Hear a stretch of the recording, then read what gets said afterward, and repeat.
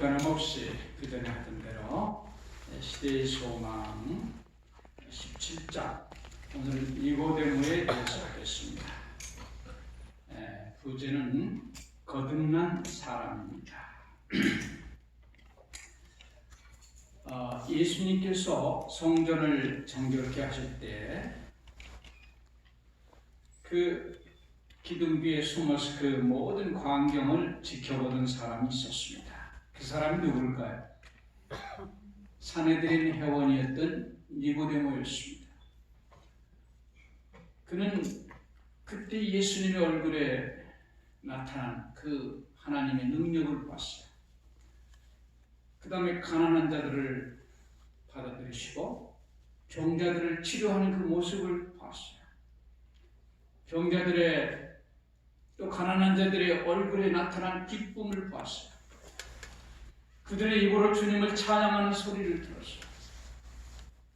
이 니고데모는 마음속으로 이분이야말로 하나님께서 보내신 분이라고 하는 확신이 들었습니다.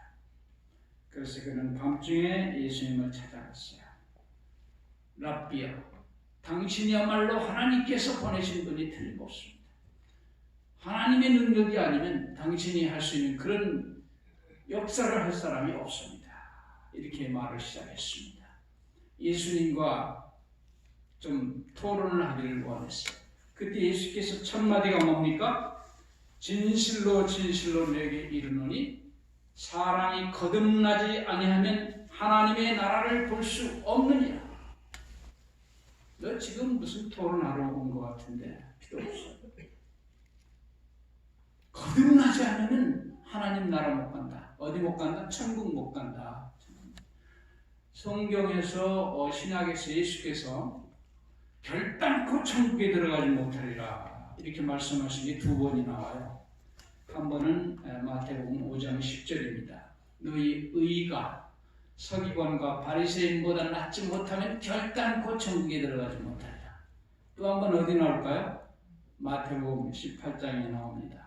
너희가 돌이켜서 어린아이들과 같이 되지 못하면 결단코 천국에 가지 못하리라. 결단코 천국에 가지 못하는 것 그 두 가지 다 중생입니다. 거듭나야 돼요. 천국에 가기 위해서 인간의 모든 교육과 수양과 훈련과 급기는 아무 소용이 없습니다. 오로지 뭐만 있어야 돼요? 거듭남입니다. 이 거듭남, 인간의 노력, 수양, 급기 아무 필요가 없습니다.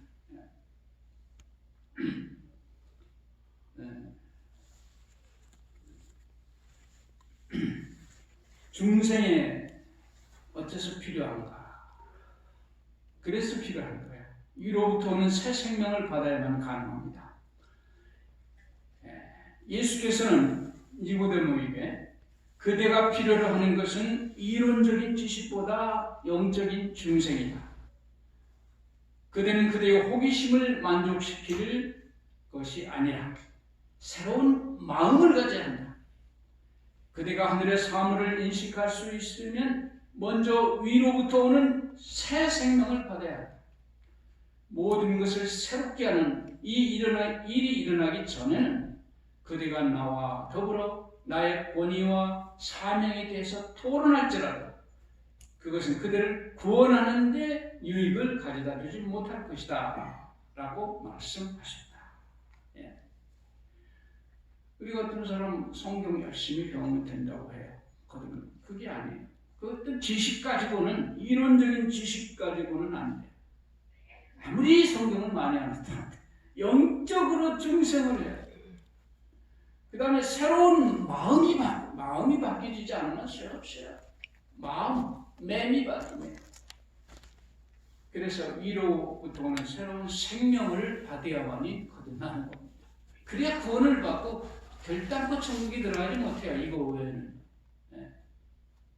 누가 깨끗한 것을 더러운 것 가운데서 낼 수 있으니까 하나도 없다.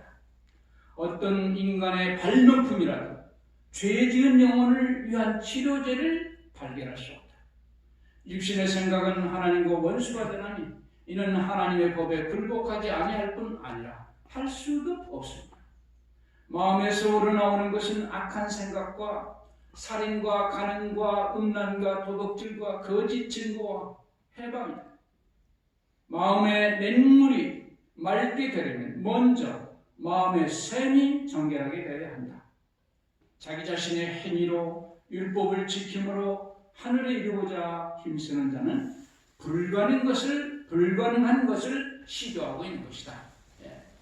마음의 샘이 바뀌어요. 그게 정결하게 돼서 새 생명이 역사하게 되는 겁니다.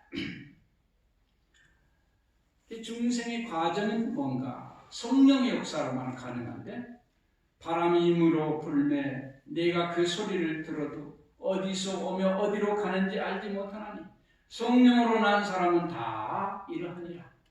중생의 과정은 바람이라고 하죠. 이 바람, 보이지 않는 바람에 의해서. 이 사람들은 우리 그리스도인들이, 우리 교인들도 그래요. 난 거듭났는지 안 났는지 모르겠다. 이 거듭난 건 엄청난 무슨 충격이나 이렇게 마음이 확 갑자기 이렇게 이상해지고 그걸 자꾸 그게 없다고 거듭나지 않았다. 그러나 그렇지 않습니다. 그리스도인의 생애는 옛 것을 변경하고 개량하는 것이 아니라 본성을 변화시키는 것이다. 자신과 죄에 대하여 죽고 전적으로 새로운 생명이 나오는 것이다. 이런 변화는 심령의 효과적인 역사에 의해서만 이루어질 수 있다. 성령의 역사에 의해서만 이루어질 수 있는데 그것은 꾸준한 성령의 역사의 결과라고. 많은 사람들은 이것을 가리켜 갑작스러운 회심이라고 하지만 사실은 그것은 하나님의 성령께서 꾸준하고도 오래 계속된 과정을 거쳐서 호소하신 결과이다. 하루아침에 이렇게 된 게 아니고 오랫동안 그리스도인을 통해서 어떤 무슨 일을 통해서 설교를 통해서 오랫동안 그게 바람이 계속 불어왔던 거예요. 그 바람에 의해서 내가 변하는 거예요. 갑자기 그렇게 되는 사람은 아주 소수예요, 사실은. 그래서 자꾸 그런 충격이 없었다고 거듭나지 않았다고 얘기하면 안 됩니다. 지금 여러분이 하나님의 의를 먼저 구하기 위해서 이 자리에 나오신 것도 그건 세상 사람은 못하는 거예요. 아멘. 그와 같이 영혼에게 역사하시는 성령의 활동도 그 구원하는 능력을 체험한 사람의 모든 행위 가운데서 나타나 보일 것이다. 하나님의 성령이 사람의 마음을 사로잡을 때 생애가 변화된다. 죄악적인 생각은 사라지고 악한 행위와는 인연을 끊게 된다. 사랑과 겸손과 화평이 분노와 시기와 분쟁을 대신한다. 기쁨이 슬픔을 대신하고 용모는 하늘의 빛을 반사한다. 아무도 짐을 덜어주는 손을 보지 못하며 빛이 하늘 조정에서 내려오는 것도 보지 못한다. 사람의 마음으로 자신을 하나님께 바치는 때에 축복이 임한다. 그때 인간의 눈으로 볼 수 없는 능력이 하나님의 형상대로 새로운 피조물을 창조하는 것이다. 아멘. 이것은 우리가 보이는 것은 아니지만 실질적으로 일어나는 거룩한 실제라는 거예요. 실제 이런 일이 일어난다. 실제로 변화된다. 성령이 인도하시며 자신을 굴복시켰을 때 그는 하늘나라를 보기 시작한다. 비로소 하늘을 볼 수가 있어요. 성령이 임재 자신을 굴복시켰을 때. 그러면 중생의 구체적인 방법은 무엇인가? 이건 믿음으로 그리스도를 받아들이는 거예요. 다른 말로 하면 하나님의 사랑을 받아들일 때 그게 가능합니다. 모세가 광야에서 뱀을 든 것 같이 인자도 틀려야 하리니 이는 저를 믿는 자마다 영생을 얻게 하려 합니다. 예수님께서 니고데모에게 중생의 과정을 단계적으로 설명하면서 제일 마지막 과정에 이걸 말씀하십니다. 모세가 광야에서 뱀을 든 것 같이 인자도 들려야 하리니 이는 저를 믿는 자마다 영생을 얻게 하려 하십니다. 궁극적인 중생은 저 막대기에 달린 구리뱀을 쳐다보고 예수 그리스도의 십자가를 통해서 그의 사랑을 통해서 구체적으로 중생한다. 이 사람이라는 말과 삶이라는 말과 사랑이라는 말은 어원이 똑같아요. 사람은 사랑 때문에 생명이 생겼어요. 그래서 평생 사랑을 추구합니다. 사랑이 있어야 존재의 가치가 있는 거예요. 근데 그 사랑을 이렇게 받아들이지 않으면 아무 소용이 없어요. 사랑을 받아들일 때 거기에 이제 생명이 나타나요. 언제나 생명은 사랑에서 옵니다. 그 사랑을 받아들일 때 생명이 역사해요. 이거는 이 짐승뿐만 아니고 이 나무나 저 꽃이나 이것들도 마찬가지예요. 이것도 바람이 중매하는 풍매가 있고 곤충이 하는 충매가 있어요. 다 이게 암놈과 순놈이 교배가 돼야 돼요. 짐승도 마찬가지고 사람도 마찬가지고 아무리 한쪽에서만 사랑을 해도 받아들이지 않으면 못 거예요.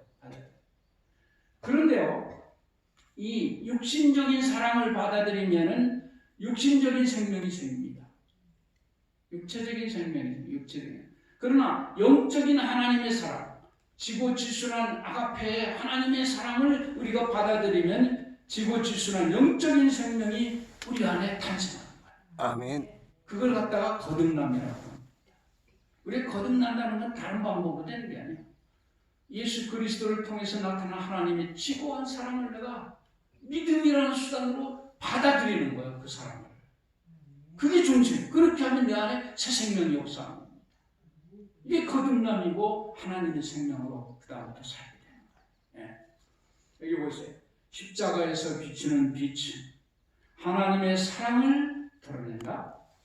그의 사랑은 우리를 그에게로 이끌어준다. 만일 우리가 이 이끄심을 저항하지만 않는다면 구주를 십자가에 못 박게 한 죄를 회개하는 가운데 십자가 밑으로 인도함을 받을 것이다. 그때 믿음으로 말미암아 하나님의 영이 사람의 심령에 새 생명을 지어준다. 사상과 욕망은 그리스도의 뜻에 순종하게 된다. 심령은 우리들 속에 역사하시어 모든 것을 자기에게 복종케 하시는 그분의 형상으로 새로 지음을 받는다. 그때 하나님의 율법이 심령에 쓰여지게 되며 우리는 그리스도와 더불어 나의 하나님이여 내가 주의 뜻 행하기를 즐기나이다고 말할 수 있게 된다. 아멘. 우리가 새 생명으로 바뀌는 과정이 이렇게 돼요. 십자가의 빛이 우리를 하나님의 사랑을, 그 십자가의 빛은 하나님의 사랑을 드러내줍니다. 그러면 우리가 그리스도께 이끌리게 돼요. 그래서 십자가 밑으로 우리가 나가게 되는 겁니다. 그때 하나님의 성령께서 우리의 마음에 임하십니다. 십자가 밑에 있을 때 성령께서 임하셔가지고 우리는 하나님의 새 생명으로 거듭나게 되는 거예요. 이때 비로소 이때. 그래서 우리에게는 사상과 욕망은 그리스도의 뜻에 순종하게 되고 심령은 하나님의 형상으로 변화가 되는 겁니다. 그래서 하나님의 율법이 우리 심령에 기록이 되고 우리는 하나님의 율법을 향하기를 즐거워하는 사람으로 바뀌는 것입니다. 이것이 바로 거듭나는 놀라운 과정입니다. 이게 영적인 실제입니다. 실제로 일어나는 거예요. 네. 그런데 거듭날 때도 그렇지만 그 거듭난 생명을 계속 유지하고 성장하는데도 계속 그리스도의 사랑을 쳐다봐야 돼요. 쳐다보기, 그리스도의 사랑을 받아들이는 것을 거절하는 것은 곧 멸망을 의미하였다. 심령이 깨우침 받는 것은 논쟁이나 토론으로 되는 것이 아니다. 우리는 쳐다보고 살아야 된다. 계속 쳐다봐야 돼. 믿음의 주의 온전하게 하신 이 예수를 바라보자. 그러므로 함께 하늘에 부르심을 입은 거룩한 형제들아, 우리의 믿는 도리의 사도시며 대제사장이신 예수를 깊이 생각하라. 우리가 거듭날 때도 그분을 쳐다봐야 되지만 계속 이걸 성장시키고 유지하는데도 예수님을 깊이 생각해야 돼요. 그래서 중생의 결과는 이 사람을 십자가로 나오게 합니다. 이 니고데모는 이때 예수님의 교훈을 받고 예수님 봉사 초기에요. 3년 동안 아무 반응이 없었어요. 드디어 예수께서 십자가를 지셨을 때 그가 진정으로 중생에 대한 십자가의 사랑을 통해서 깨달았어요. 예수께서 마침내 십자가에 달리셨을 때 니고데모는 감람산 상의 교훈 곧 모세가 광야에서 뱀을 든 것 같이 인자도 들려야 하리니 이는 저를 믿는 자마다 영생을 얻게 하려 하시리니라는 교훈을 기억하였다. 그 은밀한 회견에서 비춰오는 빛이 갈바리 위의 십자가를 훤히 비췄으며 니고데모는 예수가 세상의 구주임을 보았다. 아멘. 예. 자, 예수님이 십자가에 높이 달렸을 때 두 무리의 사람이 정반대에 일어나요. 제자들은 도망갔어요. 십자가로부터 멀어졌어요. 그러나 한 사람은 십자가에 가까이 더 가까이 나왔어요. 니고데모. 그 중생의 원리 그것을 깊이 깨달았기 때문에 그렇습니다. 그래서 주님께서 승천하신 후에 제자들의 핍박을 받아 흩어졌을 때 니고데모는 담대하게 전론에 나섰다. 그는 유대인들이 그리스도께서 돌아가시면 소멸될 것으로 얘기하였던 어린 교회를 받들기 위하여 자기의 재물을 사용하였다. 위기에 봉착했을 때 그렇게도 조심스럽고 의심이 많던 그는 바위처럼 굳게 서서 제자들의 믿음을 격려하고 거꾸로죠. 복음 사고에 전진시키기 위하여 재물을 공급하였다. 예. 제가 한 글을 봤는데요. 어떤 아가씨가 쓴 글입니다. 물론 지금은 아가씨가 아니죠. 중년 부인이 됐는데 그는 이제 우리 어렸을 때는요. 집안의 어려움은 공부 많이 못한 그 여자아이들은 어디로 많이 가는 거면 공장도 그렇게 많이 생기기 전에 어디로 가는 거면 요새 말로 하면 가정부지만은 옛날 말로 하면 뭐라고 해요? 먹을 식자 어미 못자 식모. 이 처녀가 어렸을 때 집이 가난해서 공부를 못해가지고 어떤 부잣집에 이제 가정으로 들어갔어요. 근데 그 집은 대단한 집이에요. 한국에서 알아주는 큰 병원의 원장이고 대학 교수예요. 의대 교수예요. 근데 그의 아들도 의대를 지금 다니고 있습니다. 조금 있으면 의사 백사. 그런데 그 집 식구들이 얼마나 정이 많은 그 가정인지 마치 친딸처럼 그렇게 대해줬어요. 그래서 이 아가씨도 정말 자기 있는 성실껏 그 어른들을 잘 이렇게 보살펴드리고 최선을 다해서 일을 했어요. 그런데 어느 날 놀라운 일이 터진 겁니다. 그가 20살이 되었을 때 그녀가 이 아들이 대학교를 졸업하고 의대 학교가 의사가 딱 되는 날 자기한테 와서 프로포즈를 했어요. 아멘. 누구한테요? 아들이. 병원장 아들이며 의사가 중학교밖에 못 나온 식모 자기 집에서 밥이 나고 빨래 나는 그 하인과 같은 아가씨에게 프로포즈를 했어요. 이 아가씨 너무 충격을 받았어요. 너무 고통스럽고 막 어찌할지 몰라가지고 울기만 하고 그러고 있었어요. 근데 그의 부모들까지도 반대를 하는 거야. 그럴까요? 안 그럴까요? 그렇죠. 아이고, 자기 아버지 갑자기 어떻게 반대를 하니까 집안 분위기는 어둡고 캄캄하고 정말 다운될 때는 다운될 상태였어요. 그런데 그 아들이 부모를 설득을 했습니다. 그래서 부모가 참 훌륭한 사람이죠. 그 아들의 의견을 다 받아들였어요. 그래가지고 그 아이한테 이제 자기한테 와서 그분들이 이제 얘기를 하는 겁니다. 이렇게 했어요. 너를 아내로 택하고 너를 며느리로 맞이한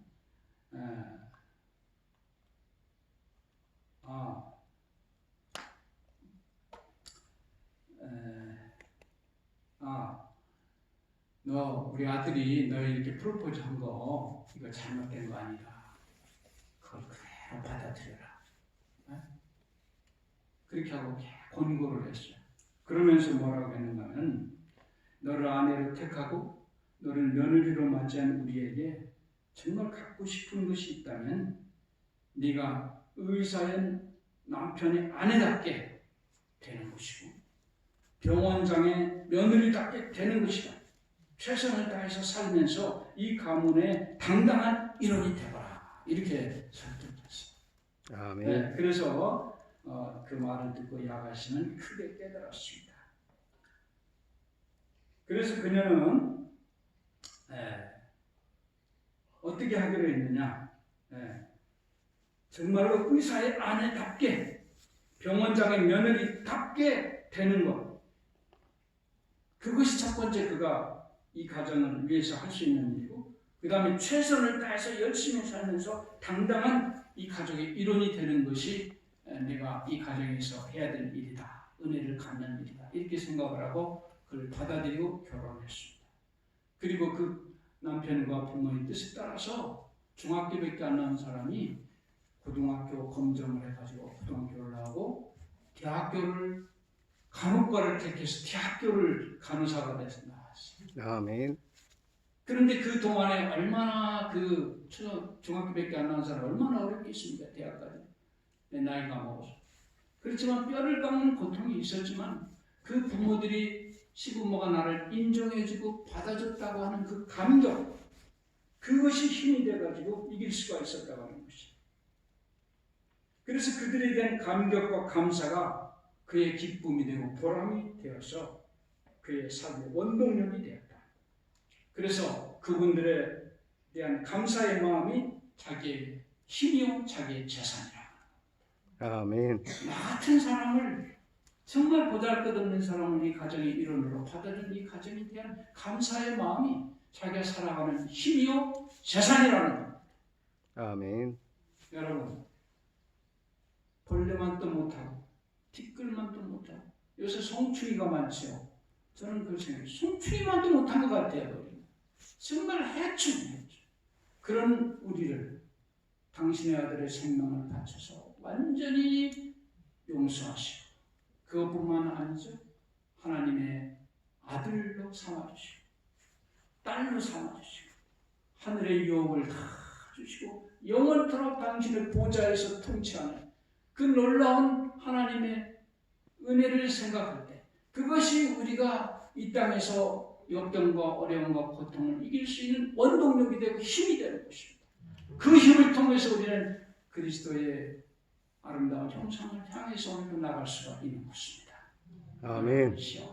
중생, 정말 우리 힘으로는 불가능하지만 하나님의 성령을 통해서 가능합니다. 엄청난 일이 우리에게 일어납니다. 하나님의 사랑을 생각하면서 오늘도 인내하면서 우리에게 주어진 길을 열심히 가시고 더 어려운 이 질병 문제 믿음으로 승리하시는 여러분과 제가 되기를 바라면서 말씀을 마치겠습니다. 아멘. 기도하겠습니다. 하늘 아버지, 은혜를 생각할 때마다 만만이나 감사합니다. 도대체 우리가 무엇이었습니까? 도대체 우리가 무엇입니까? 우리를 어찌하여 그렇게 사랑하시사 당신의 자녀요 영원한 하늘의 유업의 상속자로 불러주셨습니까? 십자가를 향해 통해서 나타난 당신의 사랑, 오늘도 우리 마음에 비춰 주시옵소서. 오늘도 거듭나는 변화가 계속 우리 마음에 일어날 수 있도록 도와주셔서 당신의 거룩한 형상을 향해서 자라날 수 있도록 도와주시옵소서. 오늘 질병과 싸워서 이길 수 있는 힘을 주시옵소서. 예수님 이름으로 간절히 기도합니다. 아멘.